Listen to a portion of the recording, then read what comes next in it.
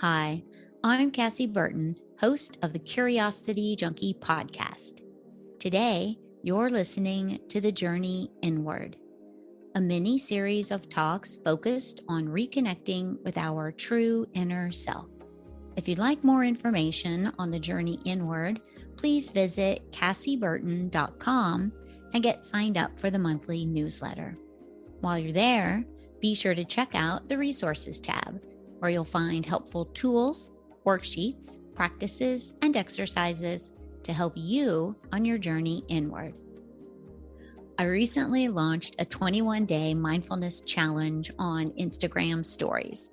I hope you will take a moment to pop over to Instagram, follow me at Curiosity Junkie Cass, and check out the daily challenges posted in my stories.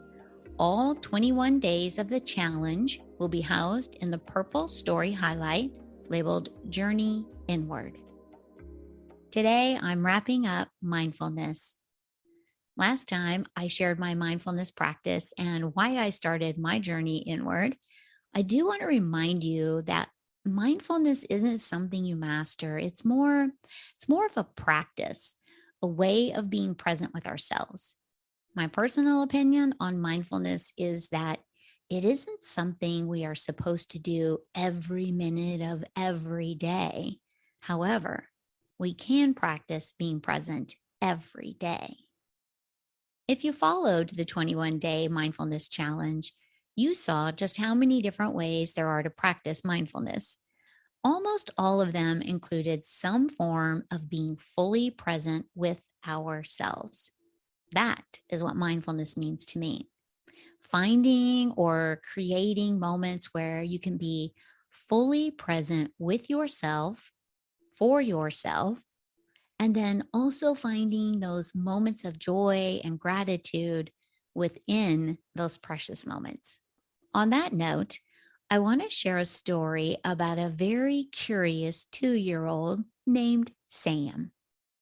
Recently, I had the opportunity to spend 7 amazing days with Sam and his curiosity for the world around him. I was in awe of the way he happily lived every moment in the here and now, fully present and mindful of what he was doing, completely dedicated to being mindful of whatever captivated his attention, whether it was a cicada crawling in the grass or figuring out how to blow soap bubbles so he could chase them and pop them, or learning how to drive a battery-powered monster truck that had been donated by a friend. Everything Sam did received his full, undivided attention, and I thought, why can't we all live like Sam? He was determined, he was curious, and he was discovering the world around him. He curiously would examine the slimy bubble mixture as he was learning how to blow bubbles, holding the bubble wand in one of his tiny hands and blowing until I thought he might pass out, but he didn't. Slowly, Sam learned where to blow and how hard to blow to make the tiny bubbles that he would then chase and pop, giggling in sheer delight. One day, Sam found a cicada crawling in the grass and wanted to watch it for a while. So we sat down, watched the cicada crawl, and eventually Sam's curiosity got the best of him. He needed to touch the bug. So he reached out his tiny finger and he began to touch the cicada's wings as he said the word soft. Now, soft, of course, having no real meaning to a 2-year-old, and quite possibly is a word he only knows because the grown-ups use it when he touches the baby, the dog, or something smaller than himself. I will admit there was a point where I thought the cicada's eyes might pop out of its little head due to the pressure of Sam's air quote soft touch, but the cicada survived, and with his tiny little eyes intact, Sam and I watched as he crawled away that day. Every day, Sam wanted to be outside and in nature, exploring in his backyard. He was fascinated with the monster truck and he had no reservations about climbing up on the truck and curiously investigating its inner workings. It was wonderful to watch as he figured out how to tightly grip that steering wheel, pulling his little body and his short little legs closer to the pedal, all in an effort to make that truck move forward.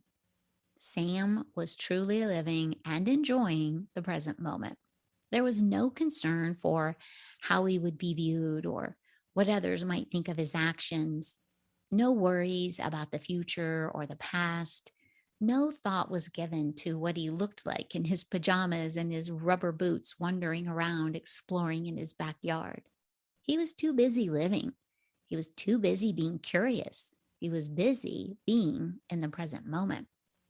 And it was wonderful to watch Sam with his new baby brother. Of course, being a 2-year-old, Sam showed his love and intense curiosity for his new baby brother, Ben, by touching and poking every part of Ben's tiny little face, his hands, and his feet. Sam was constantly kissing Ben firmly and lovingly on his eyes, his mouth, his cheeks, his head, his hands, and his feet. And he did it with the passion of a curious 2-year-old. Now, those kisses might have been a little more intense than the kisses Ben receives from his mom and his dad, but they were given from a place of pure love. You could see that Sam wanted to show his new baby brother just how much he loved him. And on occasion, Sam would poke at Ben's closed eyes and say the word, "I," with the same enthusiasm and air quote soft touch he showed the cicada. What I saw was Sam living in the moment and sharing his love with Ben. And I realized something while spending time with Sam. I realized that I too was living in the moment. I too was curious about the cicada and how the monster truck worked. I too was curious about the new baby and his tiny fingers and his tiny face and his tiny toes. I realized I was living fully present in those wonderful moments with 2-year-old Sam. And I was in touch with my own 2-year-old inner child. It was beautiful. I wasn't worried about the future or things from the past.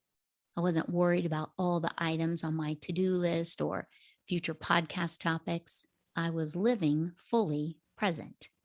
As I sat on the plane headed back to Arizona, smiling from ear to ear, I thought, why can't we all be like curious 2-year-olds wearing pajamas and rubber boots, living in the moment?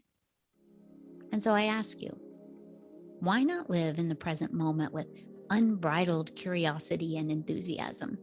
Why not have love and compassion for all things and see the wonder in the world? Why not live like no one is watching and from time to time live in the present moment? Why not? Why not make the time to be a kid again, to blow bubbles, watch cicadas, jump on beds, and on occasion, smile at strangers? Why not? That's it for me today. Thanks for listening and stay curious, my friends. If you enjoyed this episode, please subscribe, rate, and review us on your favorite podcast platform. If you'd like to help support the show, visit CassieBurton.com, where you can buy me a coffee and get signed up for the monthly newsletter. Thanks again for your continued love and support.